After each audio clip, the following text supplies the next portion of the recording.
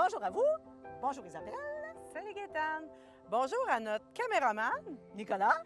à notre producteur, Nicolas. réalisateur, Nicolas. technicien de son. Nicolas. Finalement, salut Nico! Donc, aujourd'hui, une chronique à saveur automnale. Donc, les journées qui sont plus courtes, l'entrée scolaire, les petits matins frisquets. Notre sujet du jour, le ramassage des feuilles. Hé, t'as cherché beaucoup pour trouver ce mot-là, toi? On appelle ça le feuillet-cyclage. Mais non, on ramasse nos feuilles, Isabelle. Non, c'est le feuillet-cyclage. C'est une façon écologique de le OK. faire. Puis qu'est-ce que ça veut dire, ça, le feuille-cyclage? Bien, c'est simple, le feuille-cyclage, c'est vous faire économiser du temps, de l'argent.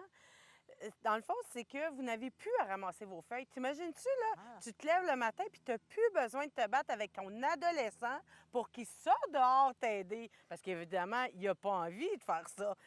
Tu prends juste ta tondeuse puis tu passes sur tes feuilles. Dans le fond, maintenant, les tondeuses sont dotées d'une lame déchiqueteuse habituellement. Fait que en passant sur tes feuilles, ça va toutes les broyer. Tu les laisses sur ton gazon, puis tu peux... ça fait que ça redonne tous les nutriments à ton gazon. Fait que tu sauves au niveau de l'engrais, tu sauves au niveau du temps, au niveau du voltaren, parce qu'il y a-tu de quoi de plus qui nous endolore plus que de racler les feuilles, remettre ça dans les... Puis, on est plus écologique aussi, parce qu'on évite l'achat des sacs de plastique, même si c'est biodégradable. On évite le camion qui vient ramasser les déchets verts. Fait que de façon générale, je pense que le feuille-cyclage, c'est une façon beaucoup plus productive et écologique de faire les choses. Absolument. Par contre, il ne faut pas le faire une fois par l'automne. Il faut, quand que ça tombe, un peu comme quand on fait le gazon, il faut passer de façon plus régulière. Il ne faut pas attendre qu'il y en ait ça d'épais sur votre terrain pour le faire. Puis, tu sais, Gaétane, tu me disais l'autre jour, il y a des façons aussi qu'on peut utiliser les feuilles autrement que juste les laisser Oui. sur le sol. Bien, tu peux les ramasser aussi quand ils sont hachés. C'est important qu'elles soient hachées. Tu peux les ramasser, tu peux t'en servir comme paillis. Au lieu d'acheter du paillis de cèdre ou autre, là, tu peux prendre ça, c'est gratuit. Tu peux aussi l'incorporer à ton compost que tu fais à la maison ordinaire, le compost ordinaire. Puis tu peux aussi faire du compost juste de feuilles. Donc, tu les laisses dans un petit coin. Ça va prendre un petit bout de temps avant qu'ils soient tous décomposés, là. Mais tu les laisses dans un petit coin, puis peut-être l'année suivante, là, ou même le 2 ans après, bien là, ils sont vraiment prêtes, les feuilles, à mettre dans ton...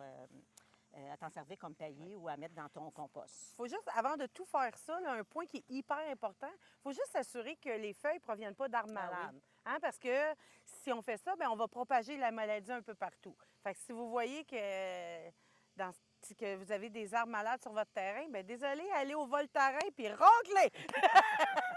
Donc, Isabelle, notre chronique, finalement, c'était le non-ramassage de feuilles. Bien, c'est ça. C'est une façon comme plus simple de faire ça. C'est contre-productif de ramasser les feuilles. Puis en fait, on fait le lien aussi avec le nettoyage des plates-bandes. Bien oui, c'est pas mal dans les mêmes temps. C'est là. ça. Peut-être juste un petit rappel. On avait fait une chronique là-dessus l'année dernière. Donc, nous, on ne conseille pas de faire un super beau ménage là, pour que tout soit propre dans les plates-bandes. On vous conseille de laisser ça là.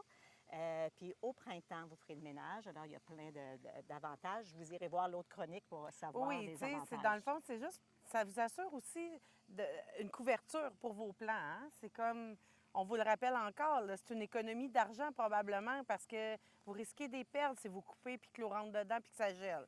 Fait que pensez-y, là, vous économisez du temps puis de l'argent encore une fois. Finalement, c'était qu'une chronique économique aujourd'hui. C'était pas pantoute horticole. Puis Isabelle, tu avais reçu aussi, pour finir, tu avais reçu un truc hein, de José. Oui, mon amie José Noiseux qui m'a envoyé un truc, puis je trouve ça important de vous le partager parce que c'est vraiment intéressant. José, ça fait des années qu'elle a les mêmes outils de jardinage. Je m'excuse, elle m'a écrit les années, mais je m'en rappelle plus. Mais elle les utilise, dans le fond, à chaque année, elle les utilise. Puis avant de les ranger, quand elle les range, bien, elle les range dans une chaudière de sable. Puis elle les pique dans la chaudière. C'est sûr que là, il faut s'assurer que le sable, il faut acheter une poche de sable, évidemment. Il faut s'assurer que le sable soit sec. Parce que du sable, ça contient de l'humidité, sinon, puis là, ça va faire rouiller. Mais quand votre sable est sèche, là, bien, ça évite justement, ça enlève l'humidité dans vos pelles, puis ça les garde belles. C'est ça. Puis c'est pas mal mieux ça que de faire ce que je fais souvent, les laisser traîner sur le terrain tout l'hiver.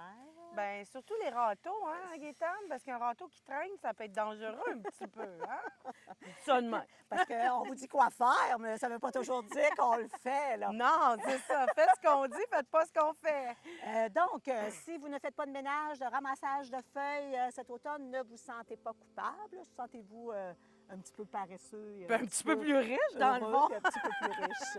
Donc, voilà, bel automne. À bientôt. Oui, bye bye!